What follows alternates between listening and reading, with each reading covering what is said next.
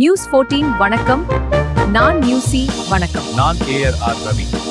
இந்த செய்தியில் இஸ்ரேலுக்கும் ஹிஸ்புல்லாவுக்கும் இடையிலான மோதலை பற்றியும் அதன் பின் விளைவுகளை பற்றியும் ஆராய்வோம். ஹிஸ்புல்லாவை இஸ்ரேல் நிராயுத பாணியாக ஆக்குவதில் தவறியதால் இந்த 10 நாள் போர் நிறுத்தம் இஸ்ரேலுக்கு தோல்வியாகத்தான் பார்க்கப்படுகிறது.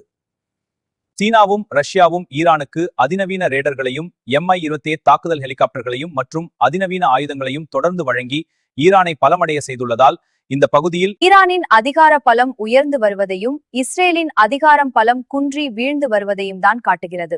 ஈரானை தொடர்ந்து துருக்கியையும் தாக்கி செயல் இழக்க வைக்கலாம் என்று இஸ்ரேல் திட்டமிட்டிருந்த நிலையில் போரில் ஆயுதங்களையும் இழந்து அங்கராவும் பாதி கைவிட்ட நிலையில் பரிதாபமாக அந்த திட்டம் தோல்வியில் முடிந்துள்ளது.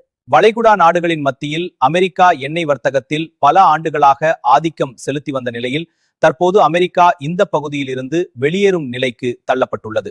இந்த பகுதியில் போரினால் ஏற்பட்டுள்ள பேரழிவில் இருந்தும் பொருளாதார சீரழிவில் இருந்தும் பாடம் கற்றுக்கொண்ட வளைகுடா நாடுகள் தங்களை பாதுகாத்துக் கொள்ள புதிய தற்பாதுகாப்பு கொள்கைகளை நோக்கி திரும்புகின்றன.